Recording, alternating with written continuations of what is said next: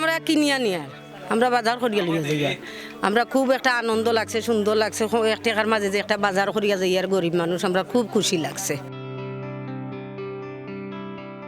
দানে পাওয়া নয় 1 টাকার বিনিময়ে ঈদের শাড়ি সেমাই কিনে গর্বিত সুবিধা বঞ্চিত এই নারী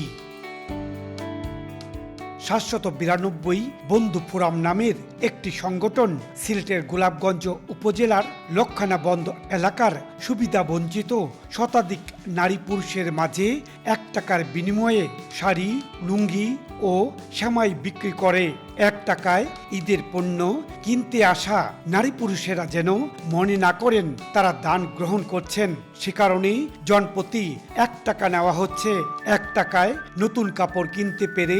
দারুণ খুশি ক্রেতারা কত কিনিয়া নিরাম তারা খবর করতে কারণে আইছি আমরা কিনিয়া নিরাম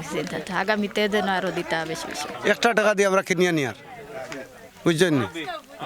নেওয়ার কারণে আমরা সুন্দরও লাগে ভালোও লাগে 1 টাকা দিয়ে আমরা কিনতাম পারছি ওটাও ভালো লাগছে 1 টাকা দিয়ে মার্কেট করলাম কিনে নিলাম ওটাই ভালো লাগছে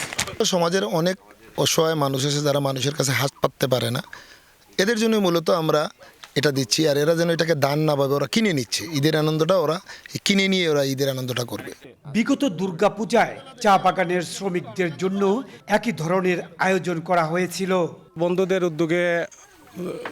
সুবিধাবঞ্চিত মানুষের পাশে দাঁড়ানোর চেষ্টা করি গত দুর্গাপূজাতে এইভাবে কালাগুল কালী মন্দিরে শ্রমিকদের মধ্যে আমরা 1 টাকায় পূজার বাজার দিয়েছিলাম